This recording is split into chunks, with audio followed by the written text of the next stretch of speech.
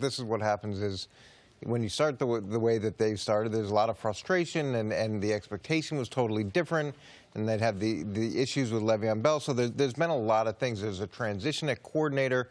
They're finding their way. But remember last season, they lost early to Chicago, and everybody thought, oh, my God, what's happening? They played a tough game against Cleveland. They ended up winning the first game, but people, that's where it started. And then they had the disaster against Jacksonville in Week 5, and everybody thought the sky was falling. Then they go on and win 8 straight games. So they have the potential to get on a streak here once they get off, this pattern that they've been on. And to me, anytime they've got the talent that they have offensively, they can start winning and winning in bunches pretty quickly. Coach, I didn't like the fact that Mike Tomlin, and I'm a fan of Mike Tomlin, how he does things, that he felt, and I'm going to say this, he felt as if he had to announce that there was some type of punishment on Antonio. Typically, Coach, when there's some type of punishment, you say it's going to be dealt with in-house, and then it's squashed. But Mike Tomlin, in this case, had to say, because of maybe some of the outside pressure, yes. Did you think that was a little bit different than what a head coach typically would do? Well, I don't know what pressure he had from above. Sometimes the owner wants to make sure that everybody knows that this doesn't fly, and you send a message. There's a lot of different ways to send a message. You can do it in the meeting room, and then you can send a message collectively or externally. We're not going to accept this behavior. So even Antonio Brown is the player that he is. He's not above the Pittsburgh Steelers, and sometimes you get directives from your boss, but you can't say, oh, yeah, by the way, the owner wanted me to bring this up. I don't know that for sure, but it does happen. Coach, give us a little peek behind the scenes.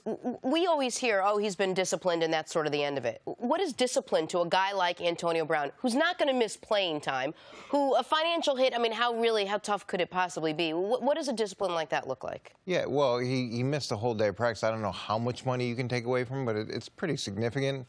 Will it make a difference in the grand scheme of things based off what he makes? No, and that's the issue you have when you pay guys that amount and they have guaranteed money. But it still does hurt. Nobody wants to lose $20,000, $50,000, whatever the case may be. And then it's trying to get an understanding with those guys that regardless of what regardless of what your level of frustration is, or what your level of success is, or what your level of talent is, there's a bigger picture here. And you've got to be able to look beyond yourself if you want to collectively be successful as a team, and hopefully that got through to Antonio when they had their meeting. As far as your point, C, about him announcing it publicly, I think Coach obviously makes a great point that maybe there was the owner was exerting pressure. But I can tell you guys firsthand, man, the local media in Pittsburgh is frothing at the mouth about Mike Tomlin right now. And I think we sometimes on a national level forget how intense that can make a head coach's job when the local media seems to almost be unanimous in agreement you don't do things the right way. People are constantly bringing up how Jacksonville's doing things, and Jacksonville's a team they've had trouble with. Jacksonville, when their star player tweets, he gets suspended. When Antonio but they had a few other fights, and they had some other stuff leading up to it. No one gets suspended for their first offense. See, so there's no comparison of what Jacksonville and what they're doing compared to Pittsburgh. I totally agree, but I'm just letting you know what the narrative in that town is right now. And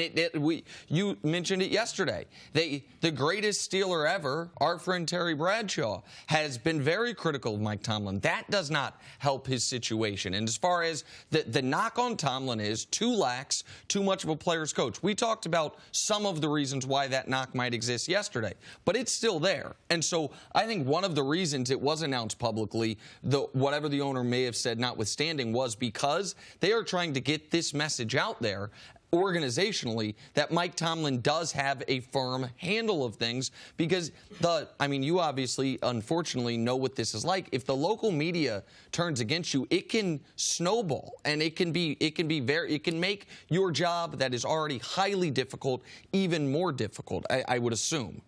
Yeah, it can definitely do that. But this is the example of high-class problems. In Cleveland, they're desperately trying to win a game. They'll be happy when they win a game. In Pittsburgh, you lose a game or two, and the world is coming to an end. They've been so successful for so long under Mike Tomlin. Am I saying that he can't do things better?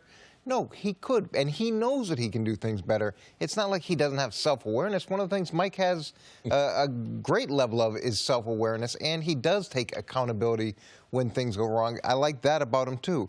Is it perfect? Is it Jacksonville? No, but that's not who Mike Tomlin is. Is it New England? No, but that's not who Mike Tomlin is.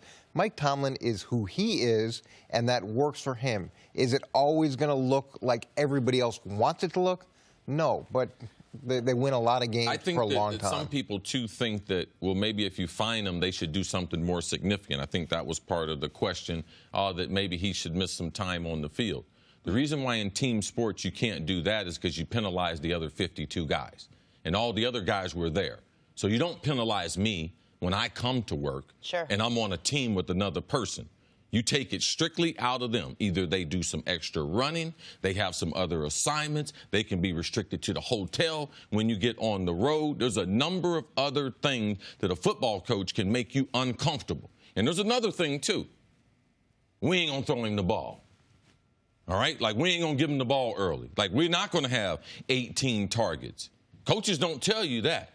But a lot of times that can be your discipline. I'm going to have him out there on the field, out there running around, and he knows. Instead of me calling his number, because when you're the featured guy in the offense, you know when they're trying to get it to you. And you also know when they're trying to use you as a decoy.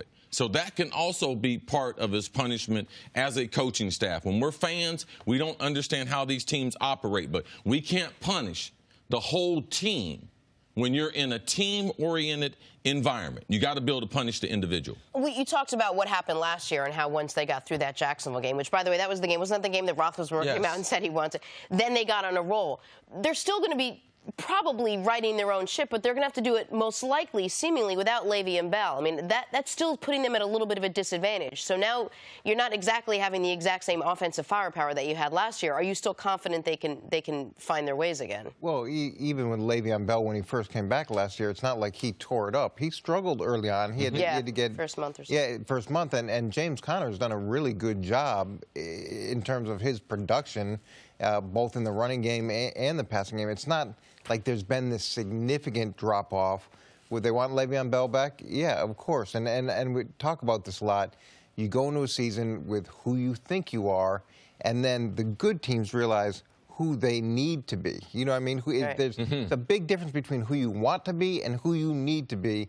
And New England's greatest asset is they always figure out who they need to be to win.